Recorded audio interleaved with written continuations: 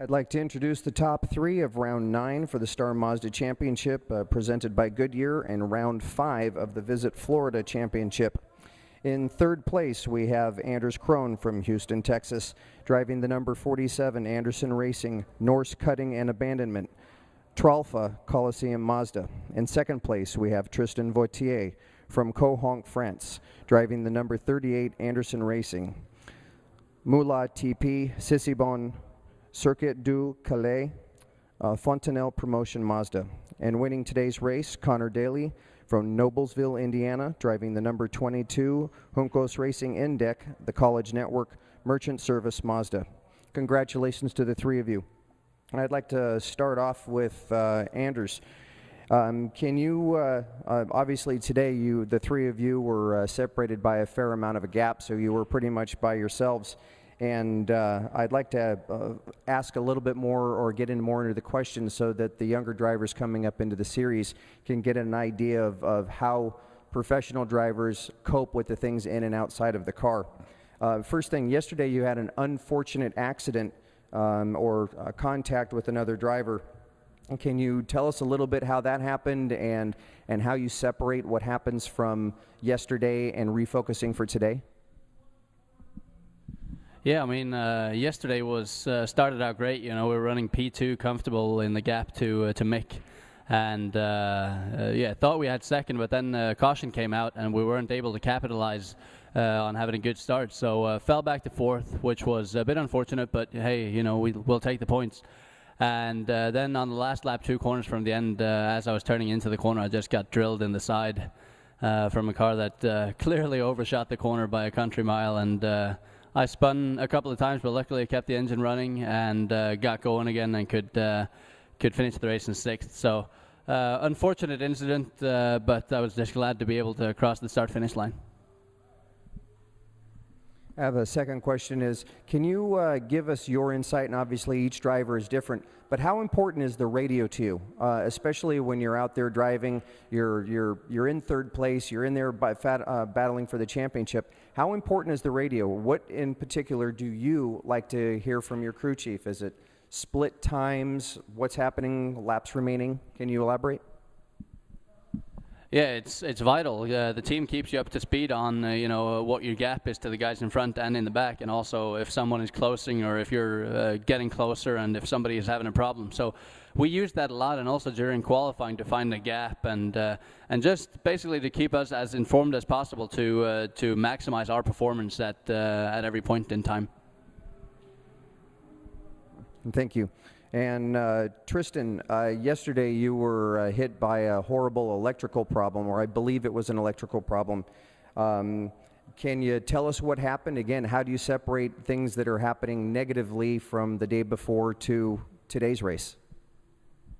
Actually, what happened, we just found this morning an electrical piece that was cut on the car, you know, so we don't really know when it happened or why it happened, you know, we're not sure, but the team did a great job solving it, and, you know, yesterday was quite a big disappointment because I've had quite a lot of bad luck since the start of the year, so you say, okay, God, what did I do, you know, like, it's unfortunate, but you try to use it as more energy for the race after, and I think it worked pretty well. You know, we had a good qualifying this morning. We were quite close from Conor, and a pretty good race. So finally, we managed to transform this bad energy into good energy. So. Can you also give us a little bit of insight of what it's like coming to another country and racing in the United States and with Star Mazda? Is it a positive feeling? Is it something you'd recommend from somebody from your country? Yes, for sure. I'm really enjoying my season in US. You know, Star Mazda are doing a great job. We have the support of Visit Florida. We have great TV coverage, and we have this Road to Indy ladder. You know, they're doing a great job to help us introduce ourselves to key people for careers, to meet lots of people. Like we had a great program at Indianapolis. To meet lots of people from IndyCar and all stuff, and I feel like, you know, in 6 months in US I met more people like than in 4 years in Europe. You know, everything is is more accessible for the drivers. You know, we give us a lot. They give us lots more opportunities to meet people and promote ourselves. Conor Daly, congratulations. You've obviously extended your points lead, and you're doing a hell of a job, and probably a model of a driver that, even though you've got some very good competition, but you've obviously been able to place a lot of things in the right way, not just driving the car, but the advertisement web pages that you do. Can you give us a little bit of insight, again, when we're talking to kids that are thinking about trying to come through karts and their way up through the ladder up into Star Mazda? Is there anything that you can give as a explanation or insight on how you're able to separate all these different things that happen, including soap operas that happen outside of the car? Well, I think for any young driver, it's all about learning as much as possible on track and off track, you know, and not going too fast through the series.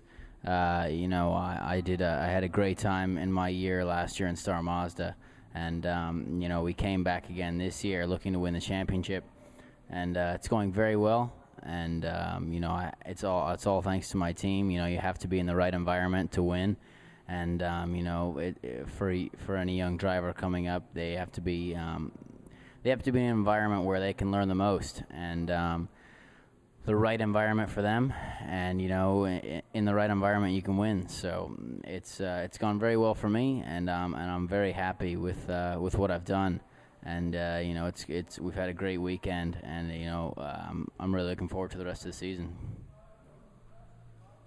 So if I've understood you correctly, you think that the most important thing is surrounding yourself with the right key people in the different areas and or facets of the team. But how do you personally, I mean, do you go climb into a cave, or how do you disconnect from things that are happening outside of the car as opposed to things that are happening inside the car? Well, outside the car is, you know, goes hand in hand with what you do inside the car. So, you know, as long as you compose yourself well and do what you need to do, you know, it all, you know, correlates into good results. So, you know, handle yourself well outside the car, and, you know, that shows the signs of a good driver. So I think, all in all, handle yourself well and communicate well with everyone else outside the car, and you'll do well.